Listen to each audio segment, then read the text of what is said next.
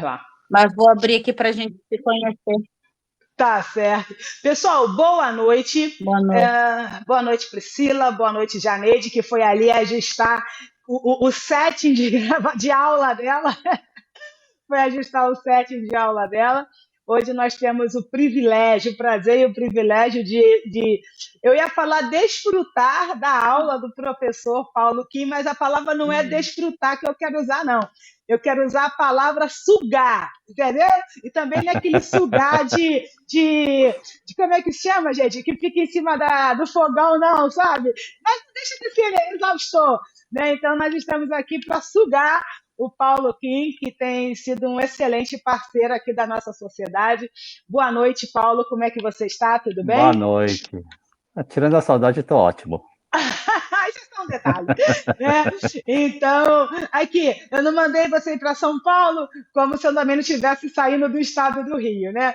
Mas, brincadeiras à parte, eu quero dizer que é uma honra de verdade ter você compartilhando um pouquinho do seu conhecimento com a gente.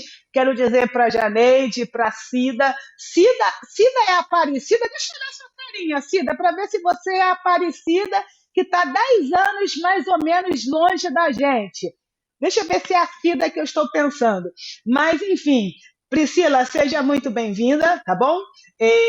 Fiquem à vontade. Paulo, a turma é toda sua. Fiquem à vontade para compartilhar o conhecimento que você preparou aí para a gente, que eu já vi que ele vai fazer uma sopa de psicanalista, já falou da Melanie Klein, Lacan, e de qual é o outro que você falou que vai mencionar? O Freud. O Fora que eu vou falar do Freud, não pode Aristóteles e ficar de Sêneca. fora. Entendi. Então, meu querido, fique à vontade, tá bom? Então, a aula é Muito tua, estou obrigado. gravando e depois a gente joga para o YouTube. Tá certo, então. Muito obrigado mais uma vez pela oportunidade. Bom, é um prazer estar com vocês novamente. Não sei se vocês lembram da última aula que nós tivemos, que eu falei sobre o divã na psicanálise, né? E hoje nós vamos falar um pouquinho sobre um tema talvez até que um pouco polêmico, que é o desejo versus a fantasia. Muitas pessoas levam o desejo e a fantasia para o lado sexual, mas nem sempre é o lado sexual, tá? Então nós vamos tentar definir a palavra desejo e a palavra fantasia e vamos ver o que é que os autores da psicanálise eles falam sobre essas duas palavras. Lembrando que quando falamos de desejo, nós não estamos falando apenas do desejo. Para que haja o desejo, é preciso ter uma necessidade e uma demanda, e também de uma pulsão, né? Ah, quando nós falamos da fantasia, também nós precisamos falar da Melanie Klein, né? E a fantasia, nós vamos iniciar falando sobre a fantasia infantil, né? Ou, cadê? A fantasia inconsciente. Eu falei infantil, não tem nada a ver, é inconsciente, tá? Então vamos lá. Primeiro, quando falamos de desejo, o Luciano acabou de entrar. Seja bem-vindo, Luciano. De repente, se alguém quiser fazer uma pergunta, vocês me avisam, tá? É que não, de repente eu não consigo visualizar se alguém faz alguma pergunta, mas Não, podem pode levantar ficar a mão. tranquilo que eu estou aqui hoje eu sou sua secretária, tá? Só Ah, aproveitando, se alguém quiser falar, só levantar a mãozinha, que aí eu sinalizo para o Paulo, ou podem escrever aqui no chat, que eu também já vou colocar agora a lista de presença aqui no chat para vocês também já preencherem, tá? E aí, havendo essa intenção de falar, é só vocês chamarem, tá bom, pessoal? vocês podem me cortar também no meio da minha dissertação, porque, primeiro, eu vou tentar ser o mais resumido possível, tá? Hoje nós vamos falar sobre a Melanie Klein, sobre o Lacan e sobre o Freud. Então, são três personagens importantes da psicanálise que nós não podemos descartar de forma alguma. Nem sempre a Melanie Klein ela foi contra o Freud, pelo contrário, quando nós estudarmos sobre a vida da Melanie Klein, nós vemos que a Melanie Klein, ela não contrariou, mas ela ampliou todo o estudo do Freud. Da mesma forma, o Lacan também, né? Então, eu vou tentar ser o mais resumido possível, e por ser resumido, de repente, fiquem algumas lacunas, e aí eu peço para que vocês me parem, façam as perguntas. Eu quero que vocês interajam, ok? Bom, quando falamos de desejo, o desejo, para Aristóteles, é o movimento da parte não racional da alma gêmea, ó, que dialoga com a parte racional. Em outras palavras, o Aristóteles ele diz assim, é como se fosse uma criança interior que pode obedecer ou não à razão e possibilita que entremos em conflitos internos, né? E o Aristóteles ele divide o desejo em três partes: a bolesis, que é a escuta mais da razão, e ele representa o querer, né? Depois tem a epitomia, que normalmente ele se coloca em contra a razão e precisa ser educado.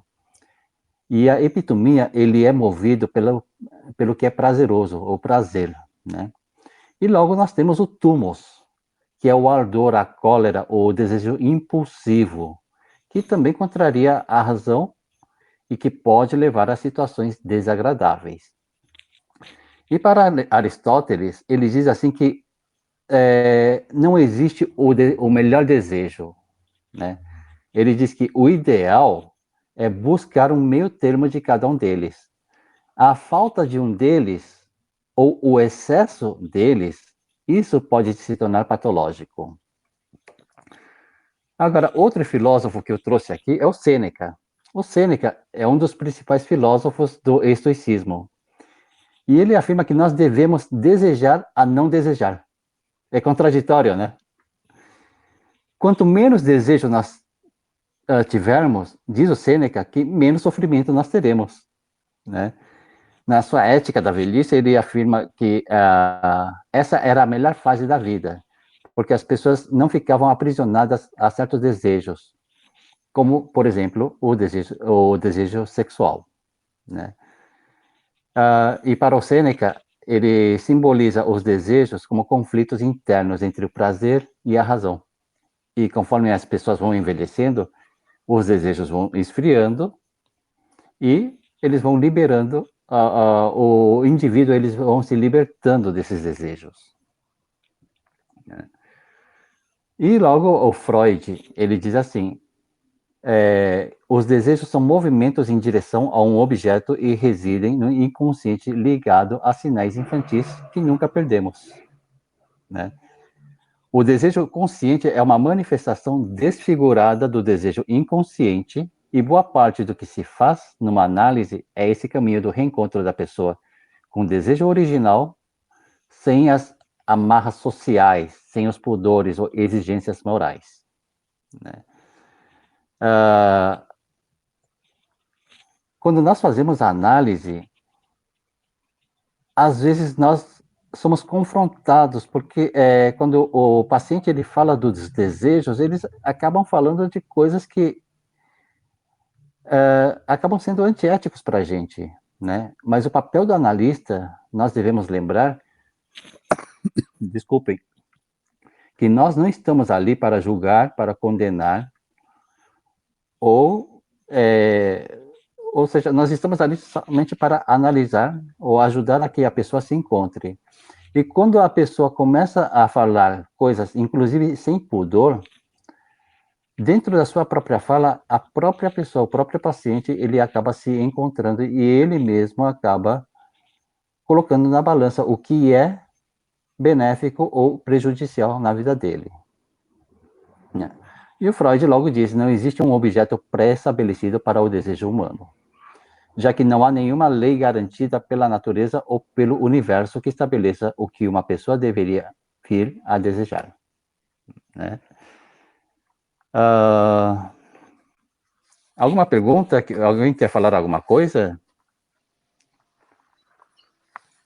Eu quero. Até parei de Pode fazer o que eu estava fazendo. Eu sabia que ia te provocar. Eu até tento, gente, eu juro que eu tento. Paulo, você falou. Eu quero Ah, tentar ir por uma ou duas linhas de raciocínio. Primeiro é uhum, desejar, não desejar. E aí eu vou falar de uma outra coisa dentro disso que me chamou a atenção e é hum. tão curioso. O que que a gente. Eu digo a gente porque como posso dizer, isso é visível a todo mundo, que eu quero dizer, tá?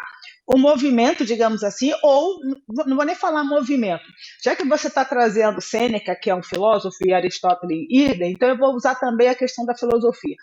O que que nós estamos vendo? Nós estamos vendo um movimento filosófico, tá? Eu vou chamar dessa forma. Soraya Trina, não acredito, quanta honra! Nossa, que eu fico com ciúme, né, gente?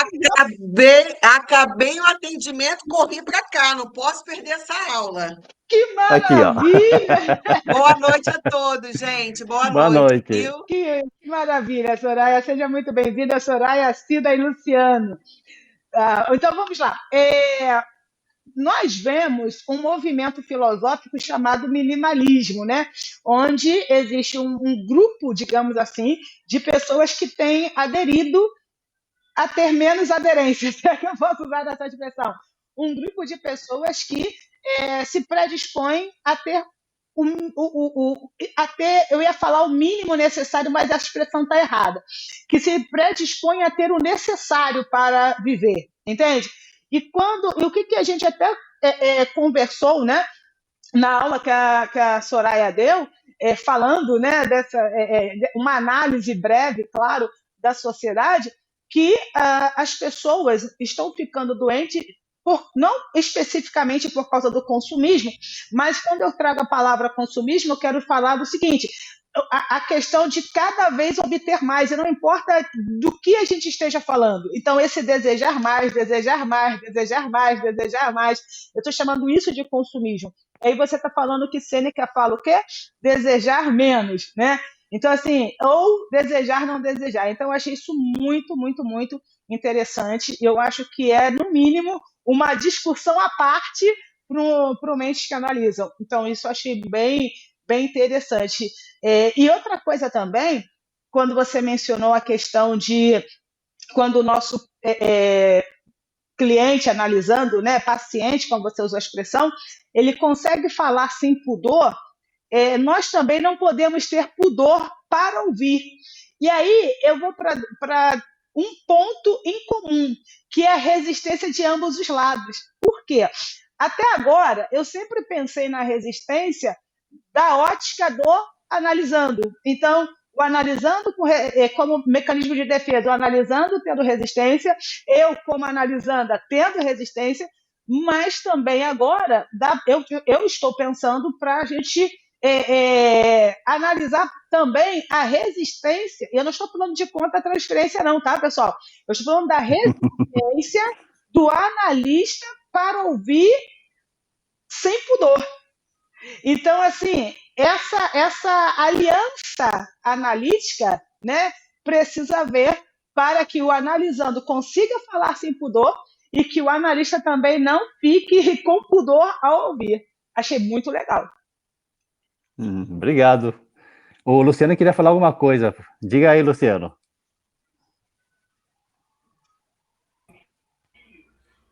Boa noite a todos. Boa noite. Boa noite. Bom, só parafraseando aí a Valdilene também, né? Que acabou remetendo, de fato, a aula da nossa Soraya Trino. Né? Assim, nesse campo do desejo, né, Paulo? Eu não desejo algo que eu não conheça.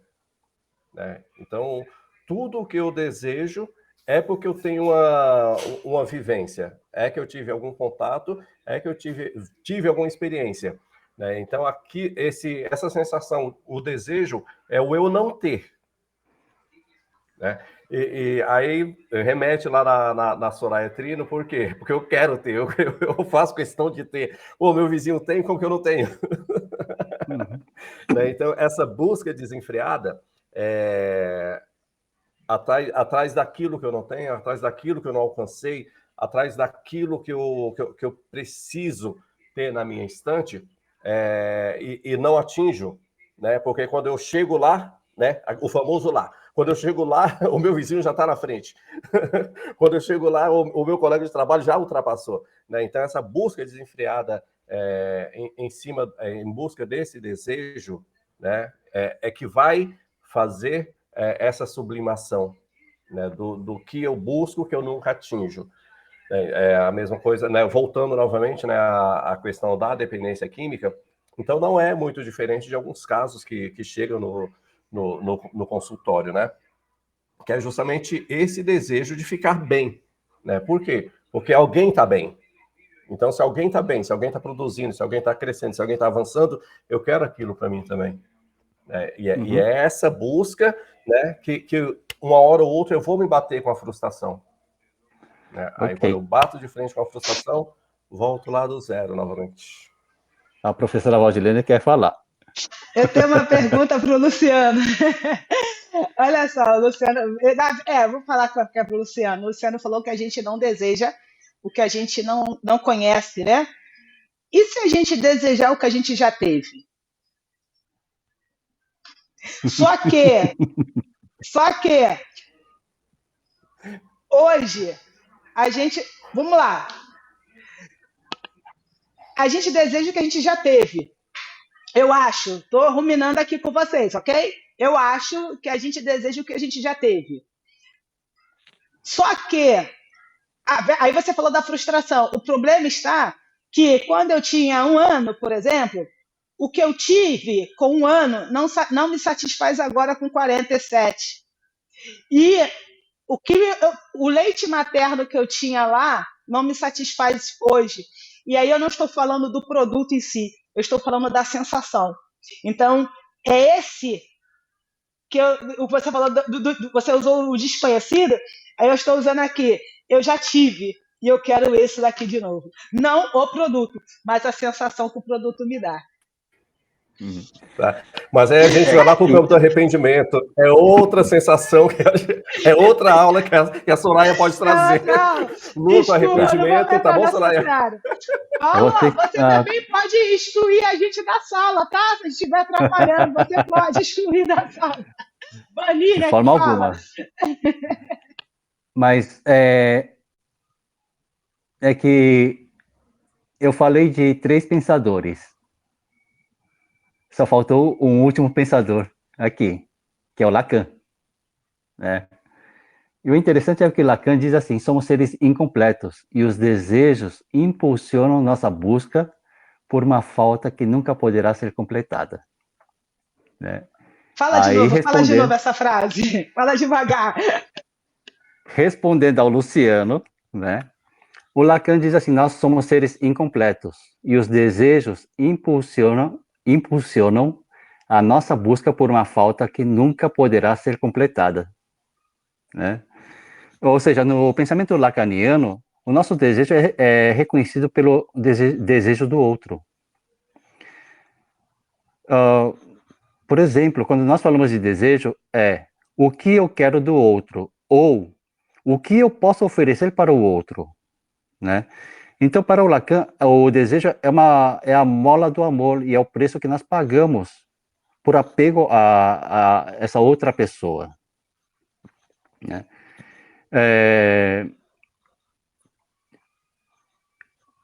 E nós podemos entender assim: o desejo é o excedente produzido pela articulação da necessidade na demanda.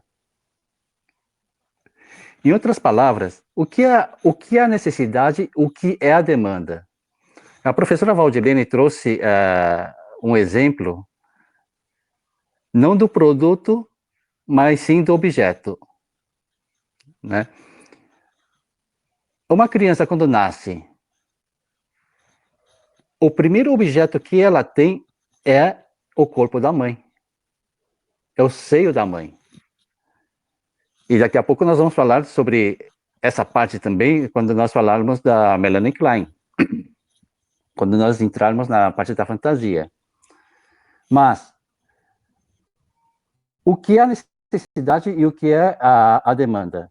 A necessidade é aquilo que o outro, que a pessoa não tem. E a demanda é aquilo que a pessoa tem. Em outras palavras, a necessidade é o que a criança precisa naquele momento, mas não tem, que é o alimento, é o peito da mãe, é o seio da mãe. E a demanda é o quê? É aquilo que eu tenho, a mãe tem. Então, a mãe pode dar para a criança aquilo que ela tem. Se nós entendemos o que é a necessidade e o que é a demanda, então o que é o desejo? O desejo é o excedente daquilo que é o excedente da necessidade e da demanda. Ficou claro para vocês? Não. Eu tenho uma necessidade, eu tenho uma demanda. Tudo que excede essa necessidade e a demanda, isso se torna o desejo. Em outras palavras, o desejo, ele toma forma a partir do momento que ele é separado da necessidade e da demanda. Isso não somente na vida infantil, até mesmo na vida adulta. O que é o desejo? O desejo é: eu preciso do apoio da professora Valdilene. A professora Valdilene tem uma equipe que pode me dar essa assessoria. Isso é o nosso convívio, é o compartilhar. A partir do momento que exceder esse limite, isso se torna um desejo. Ficou claro para vocês?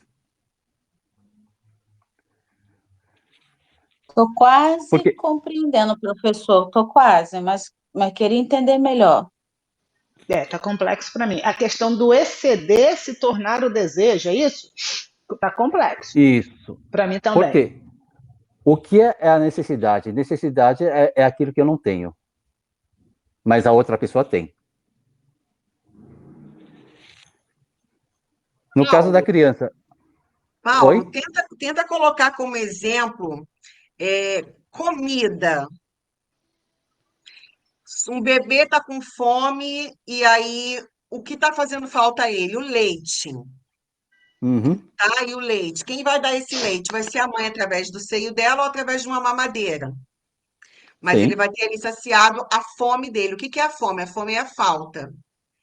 Uhum. Se depois que essa criança cresce e ela não depende exclusivamente da mãe para alimentá-lo, mas que ele tem excedente ali na casa dele. Achocolatado, Toddy, Todinho, Nescau, leite, suco, tem outras coisas em excesso ali na geladeira. Aquelas coisas que estão em excesso, que não é só para suprir a falta, não é só para suprir a fome, é o quê? É o excesso. E o que excede torna-se desejo. Eu não quero tomar leite porque eu estou com fome. Eu posso tomar leite, como eu posso tomar um suco de laranja, porque é o que está sobrando ali, é o que tem a mais na minha geladeira. Então, eu estou com desejo de comer algo, não porque eu estou com fome, não porque me falte, mas porque eu tenho sobrando daquele algo. Seria mais ou menos isso, explicando de uma forma bem simplória? Mas esse é o ponto para mim. Se, por exemplo, se eu tenho, por exemplo, esse caso da que a Soraya está colocando, esse excesso é um desejo, porque eu penso que eu vou desejar o que eu não tenho. Eu desejo o Porsche, o exemplo. Eu desejo o Porsche nem sei se ele tem também. Eu desejo o Porsche do Neymar porque eu não tenho. Eu não vou desejar a caneta da Soraya que eu também tenho. Entende? A minha mente. Mas eu tenho excesso de canetas, eu tenho várias, porque eu desejei elas. Eu não tenho uma caneta só porque eu preciso escrever. Eu tenho uma amarela, eu tenho uma outra amarela de outra Mas cor, aí você está entrando possivelmente na desejos. fantasia. Entendeu? Aí você já está entrando na fantasia que ele está pondo lá. Como uma colecionadora, por exemplo. Desculpa, eu não consegui entender o excesso. Minha mente não alcançou o excesso como o desejo. Entende? Quer dizer, na minha cabeça, talvez engessada, desejo para mim está naquilo que eu não tenho. Igual eu falei, aí eu desejo o Porsche do Neymar porque eu não tenho. Mas eu Então, não o vou desejo só o que você não tem? Para mim, estou desejando o que eu não tenho. Ou, se a gente for Não, falar, né, na justamente. vertente do Luciano, é o que eu já tive, que aí não tem nada a ver com o objeto. Uhum. Na minha cabeça. Eu queria fazer uma colocação assim, como que estava funcionando a minha linha de raciocínio, né? Uhum. Que o professor falou ali, eu entendi dessa forma, não sei se entendi certo. A necessidade é aquilo que eu preciso. Então, a minha Sim. necessidade é comer porque tenho fome, a minha necessidade é um carro porque preciso me transportar, né? Uhum. E o desejo estaria aí, não sei, parecido com o que a pessoa falou. O desejo é o que eu posso escolher, né? Então, eu tenho fome, tenho várias opções daquilo que pode saciar a minha fome, né? Então, eu vou desejar, só que eu não entendi baseado em que se forma o desejo, né? O desejo, ele se torna o desejo quando você separa a necessidade da demanda, tá? A necessidade é aquilo que eu preciso e eu não tenho. A demanda é o que a outra pessoa tem e pode me dar. Quando E sempre vai estar atrelado a uma outra pessoa que pode me dar e não ao que eu posso buscar? Quando você busca, você pode, não necessariamente precisa ter a outra pessoa. Quando nós falamos de uma outra pessoa, a questão é, essa pessoa, ela pode ser um ser humano, como também pode se tornar uma matéria-prima. Não necessariamente você, por exemplo, quando você está com fome, não necessariamente você tenha que procurar uma pessoa. Se você está no campo, por exemplo, você pode ir a uma árvore, pegar uma fruta lá e se saciar daquela fruta. E aí, o outro que nós falamos aí se tornaria a árvore. Porque é ela, a árvore, que provê o fruto para que você possa saciar a sua fome. Entendeu? Então, quando nós falamos de outra pessoa, não necessariamente seja o ser humano. Na maioria das vezes, sim, é o ser humano. Mas pode ser a natureza também? Pode. E se tratando, no caso de relacionamento, vai estar provendo sensações e emoções, então aquele outro se torna o provedor, né? Se torna essa árvore, né? Claro, Que isso aí é o que oferece aquilo que você deseja, isso é que nós enquanto estamos falando sobre a demanda, sentimento. tá? É necessidade e demanda. Isso aqui não é o desejo, tá? O desejo é quando nós separamos a necessidade da demanda. O excesso que eu falo aqui é quando eu já saciei a minha fome, mas eu quero algo a mais. Eu vou dar um exemplo, outro exemplo. Eu tenho o desejo de comer no restaurante. Se eu tenho fome, eu posso adquirir a comida aqui dentro de casa. Isso aqui seria a necessidade e a demanda. Mas, quando aí entra na questão do consumismo, né? Quando, apesar de eu ter todos os recursos aqui, em vez de buscar os recursos para saciar aquela necessidade, eu busco algo a mais, este algo a mais se torna o desejo. Está ficando claro para vocês? A Priscila falou sobre, por exemplo, a questão do transporte. Eu tenho a necessidade de me locomover. Aqui em São Paulo, o transporte é fenomenal. Você pega o metrô, já tem em todo lugar. Hoje os ônibus tem todo o corredor aqui, de ônibus, você é rapidinho também. Né? Aqui em São Paulo, não necessariamente você precisa de um veículo, um carro seu próprio, para você se locomover. É claro que o carro ajuda. Para quê? Para fazer compras, para fazer outras coisas mais. mas às vezes os carros se param consigo, né? Se você usa o carro para realizar uma necessidade, isso aí é a necessidade e a demanda.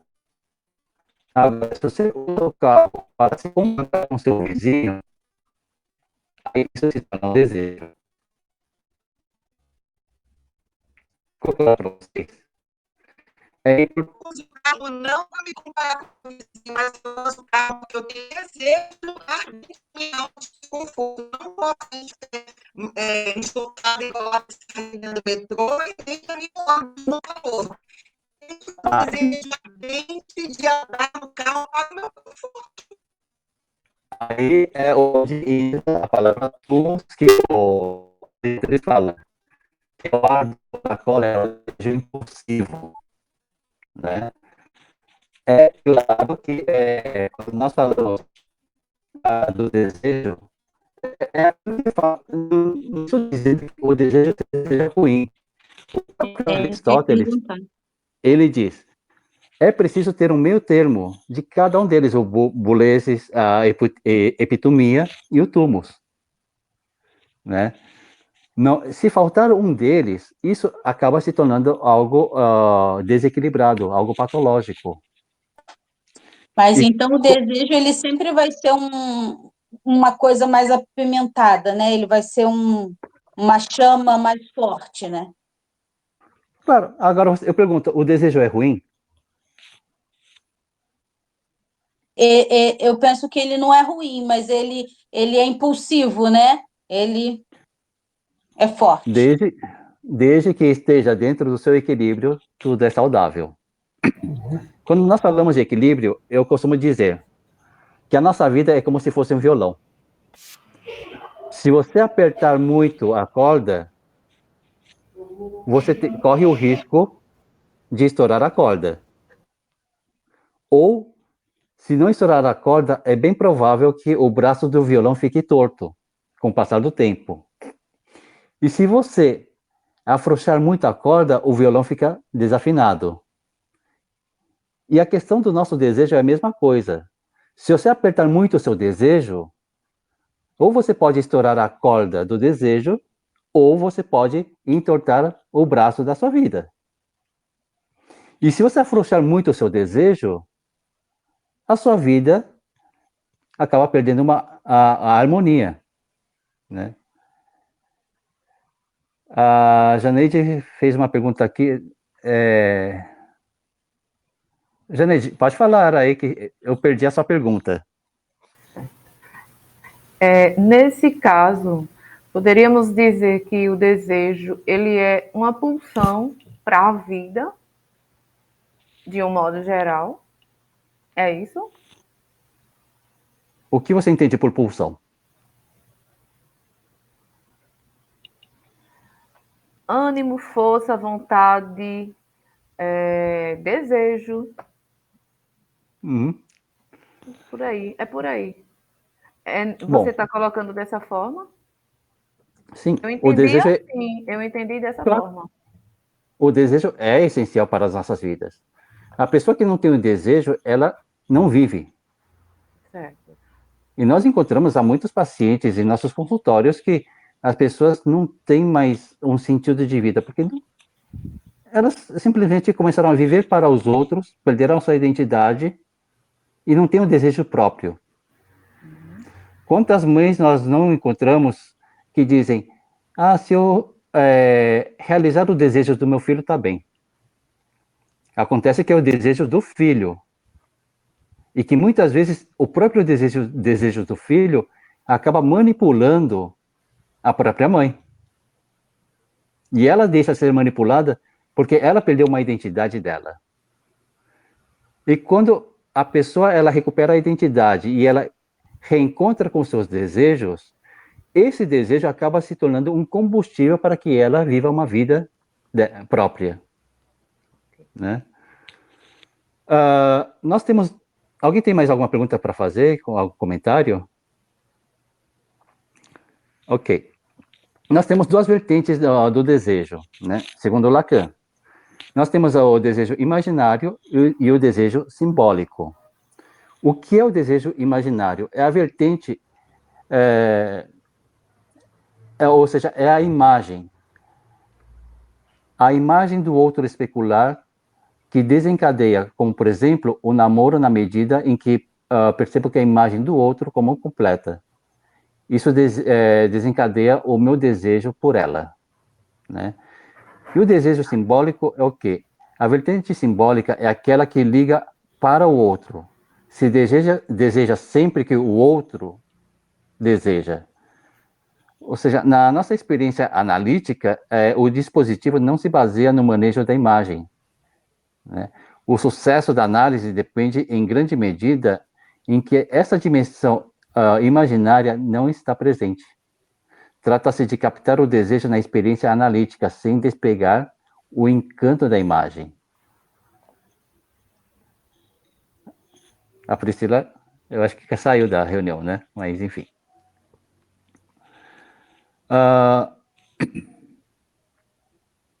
Alguma pergunta até aqui? Ok. Agora nós vamos entrar, então, na questão da fantasia, né? Se nós entendemos o que é o desejo, agora nós vamos tentar desvendar esse mistério entre o desejo e a fantasia. Mas antes de falar da fantasia, eu quero falar um pouquinho sobre a Melanie Klein, né?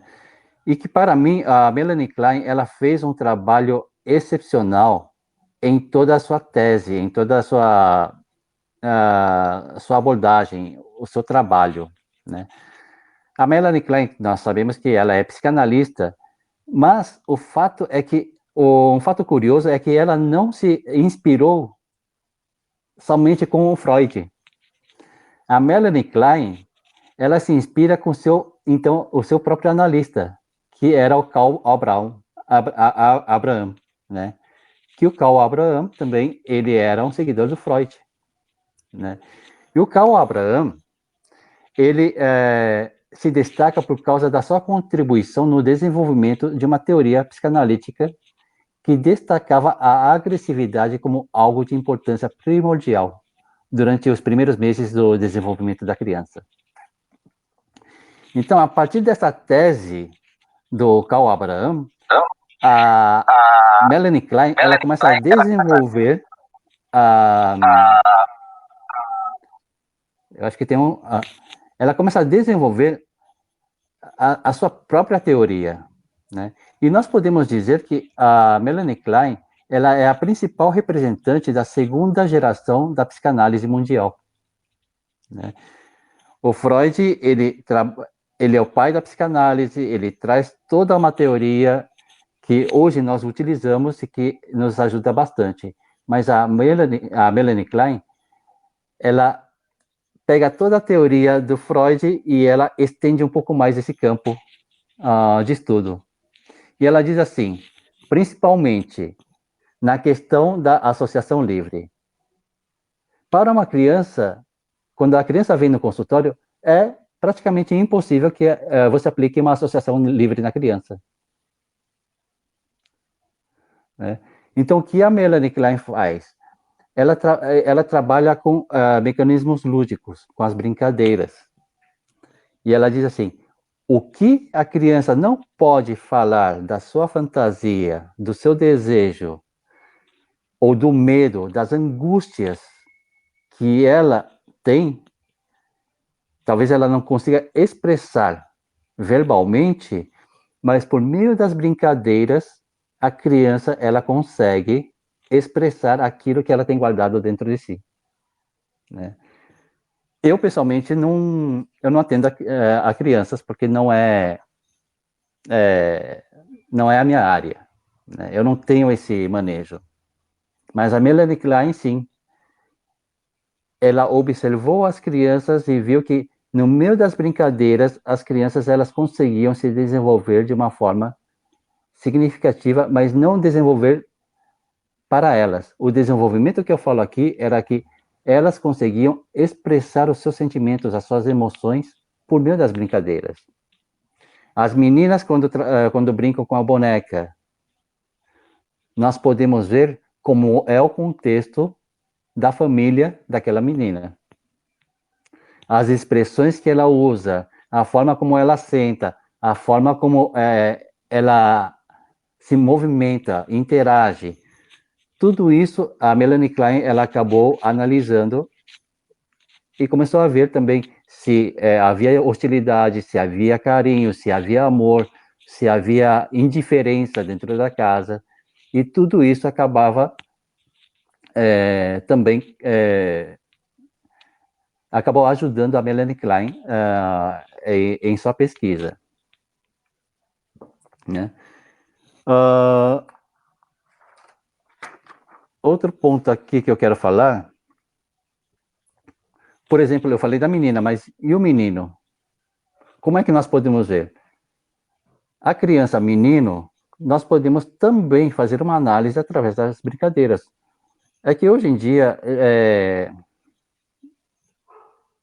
eu não sei dizer exatamente como é que as crianças brincam, mas na nossa época era bem separado, né? As meninas pulavam a amarelinha, brincavam de boneca, brincavam de casinha, né? Os meninos jogavam bola, brincavam de carrinho, era pega-pega, esconde-esconde. Então, as brincadeiras que nós tínhamos, essas brincadeiras, elas acabavam ajudando a Melanie Klein a desenvolver essa teoria. E aqui eu quero fazer um parêntese, um adendo aqui, que é importante que nós permitamos que as crianças brinquem, porque o desenvolvimento da criança está na brincadeira. Para o que é uma brincadeira, uma perca de tempo para o adulto, para a criança, o momento de brincar é o momento de seu desenvolvimento. E quando a criança é reprimida para que não brinque, essa criança ela começa a parar de se desenvolver. E aqui eu falo da importância e do perigo de dar o tablet e celular para as crianças. Porque as crianças ficam estagnadas, ficam paradas, elas não conseguem desenvolver as suas expressões, os seus sentimentos, não conseguem externalizar tudo aquilo que elas têm. Talvez elas estejam externalizando lá naquela tela. Porém, nós Queria não sabemos... compartilhar que essa área pedagógica é a minha área, né? Uhum. Eu Se já quiser sou contribuir, pode falar. professora há 23 anos, né? Que eu estou nessa área. Você Uhum. estava falando, eu fiquei imaginando aqui, né? As brincadeiras, né? Muitas brincadeiras propostas hoje, elas são unissex, né? A Sim. brincadeira com montagem, com produção de arte, com até o resgate das brincadeiras antigas, mas que todos brincam junto, né? Conforme uma dança da cadeira, um pula-corda, coisas assim nessa área, né? Que Sim. até eu faço uns cantinhos, às vezes proponho uns cantinhos na escola, mas os meninos, por exemplo, já não brincam mais de carrinho como antigamente, entende? As meninas ainda mantêm a boneca, mas os Uhum. meninos já são bem diferentes. É importante que os professores hoje também incentivem para que as crianças brinquem, mas também é mais importante ainda que as crianças possam brincar dentro de casa. É compreensível que os pais estejam cansados, né? E de repente, para ter um espaço deles, eles acabam dando um tablet, um celular para que as crianças fiquem lá entretido naquela tela. Só que isso, em vez de ajudar, acaba atrapalhando o desenvolvimento da criança. É importante que nós também consigamos externalizar aquilo que nós sentimos, né? Tanto as crianças como os adultos nos dias de hoje, a grande patologia, a grande doença silenciosa é a repressão. As pessoas não externalizam aquilo que elas sentem. Por medo, por timidez, enfim, né? E nós, dentro da área da psicanálise, o nosso trabalho é esse, ajudar a pessoa a se externalizar, né? Nós sempre falamos assim para os nossos pacientes. Aqui é o seu espaço, é o seu momento. né? Eu falo para os meus pacientes, essa hora que você está comprando é sua hora. Você quer pular? Pula. Você quer se extravasar? Extravase. Você quer xingar? Xingue. E eu falo, eu só vou te cortar a partir do momento que você ferir algum código ético grave. Por exemplo, se você falar, eu vou me matar, aí eu vou ter que intervir. Se você disser, eu tomei a decisão, eu vou matar alguém, eu vou ter que intervir. Fora essas situações, eu permito que a pessoa esteja ali para externalizar tudo o que ela sente, né? É claro que estamos falando da fantasia e de repente eu já fugi um pouco do foco, mas é importante sim que as pessoas possam externalizar. Até mesmo em meio ao xingamento, aos palavrões que ela expressa, nesses palavrões a pessoa ela consegue se identificar de alguma forma. Eu lembro uma vez que eu atendi uma paciente que ela não sabia falar palavrão. Ela conhecia, mas nunca havia expressado. E naquela hora veio uma pulga atrás da orelha, me provocou. Eu falei, agora eu vou provocar ela. Eu falei, eu quero que você fale um palavrão para mim. E ela começou a tagarelar. Não é tagarelar, fugiu a palavra. A gaguejar. Gaguejar. Ah, tá. Gaguejar. Uhum. Aí ela começou. Quando fala! Ela falou, besta! Né? Só que não foi um besta assim tão forte, foi um besta assim bem suave. Eu perguntei como você sentiu. Ela disse, não fez muita diferença. Agora eu falei, agora você vai gritar besta. Aí quando ela conseguiu gritar besta, ela não somente gritou besta, como gritou outros palavrões seguidos, né? Aí ela disse, nossa, agora eu me sinto livre.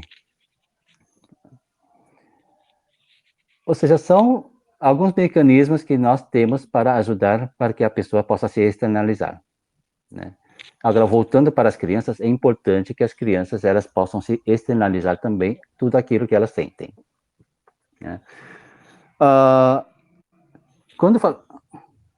Diga, professora. Falando do pudor, eu penso que é importante deixar registrado que eu acho, achismo mesmo, tá? Que nesse momento que você falou para ela falar um palavrão, o palavrão ele teve a função da catarse e não da vulgaridade. Eu acho que esse é o ponto, de permitir que o nosso analisando, né, ele faça a catarse. Então, quando você falou, fale um palavrão, eu ouvi dessa forma, tá? Talvez não tenha sido essa a sua motivação, mas eu ouvi dessa forma. Olha só, vamos fazer a catarse? Então, vai lá, coloca tudo aí para fora através de um besta. Que palavrão. Oh, eu estou horrorizada, estou escandalizada. Nunca mais venho.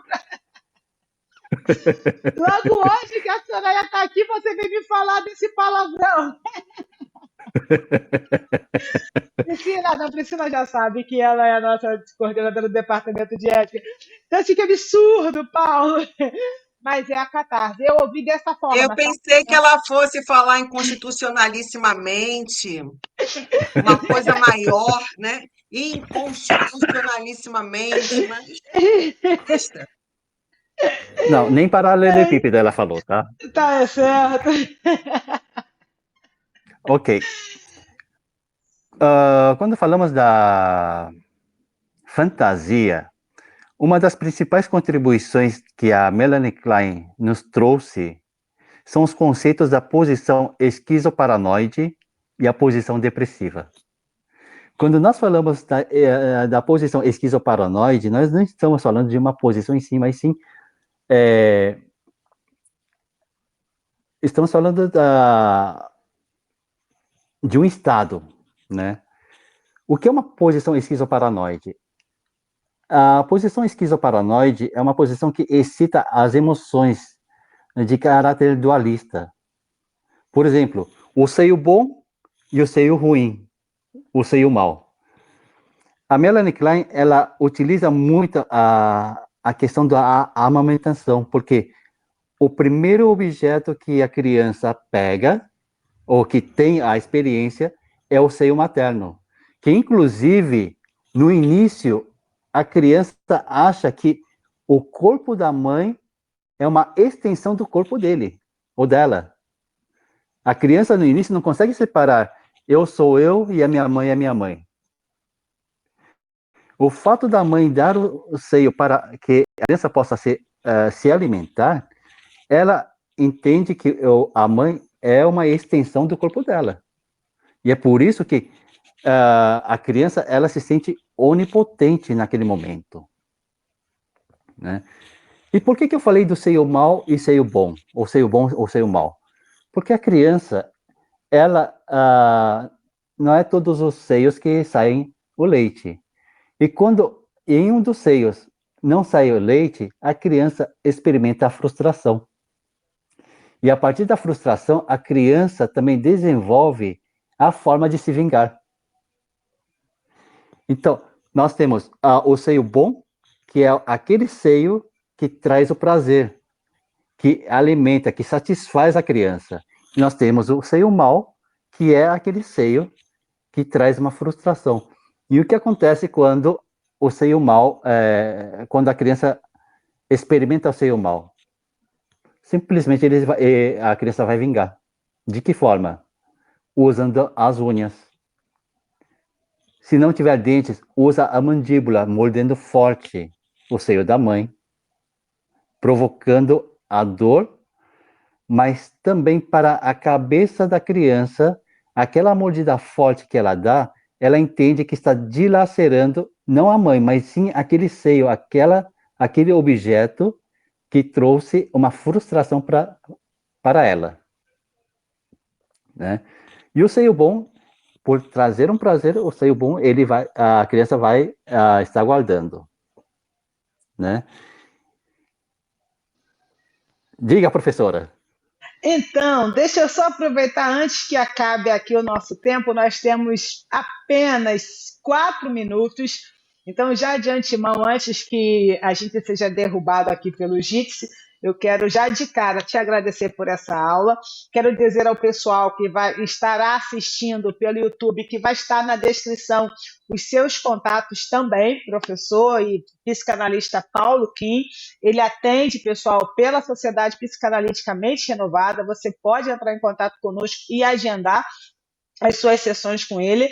Nós estamos ainda com a promoção, tá ok? Quando nós atingirmos 1.000 inscritos, nós iremos sortear uma bolsa integral para o curso de formação em psicanálise clínica, 6 meses de análises pessoais comigo e 1 ano de supervisão clínica em grupo. Então, nós iremos sortear esses 3 brindes a partir do momento, né, assim que nós tivermos 1.000 membros. Então, quando você assistir esse vídeo, por gentileza, clique aí no gostei, compartilhe com pelo menos 3 pessoas, já é o suficiente, compartilhe aí com 3 amigos e, claro, se inscreva no nosso canal e ative o sininho, tá bom?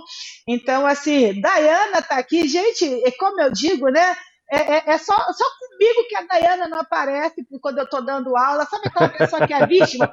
Tem um transtorno de personalidade desse, tá, Priscila? Que a pessoa se faz de vítima. Lembrei aqui. O Wallace fala assim, vai começar o drama. Então, assim, eu começo a fazer o drama. Mas que bom, Dayana, que você está aqui conosco também. Paulo, antes da gente, se porventura cair, por gentileza, faça suas considerações finais, porque nós iremos deixar você concluir o seu raciocínio mesmo que o nosso tempo de gravação se finde. Então, por gentileza. Bom, antes de falar da consideração final, eu quero perguntar: existe a possibilidade de mandar o material impresso para que compartilhe com os alunos? Manda para a gente, porque é importante falar isso. Nós sempre damos o material exclusivamente para quem está presente, porque nós queremos honrar quem está presente. Os que vão assistir posteriormente não têm acesso, tá bom? Inclusive, Paulo, assine a lista de chamada que você vai ganhar o certificado aí como professor por ter dado, ou melhor, por estar dando essa aula que é fantástica. Está sendo fantástica, tá? Muito Então, no obrigado. chat está a lista de presença. E É, claro, pessoal, eu, desculpa, só um detalhezinho, porque vocês vão ver lá o link curto. Também só pode preencher, não é que só pode, só é computado a lista de presença de quem está presente.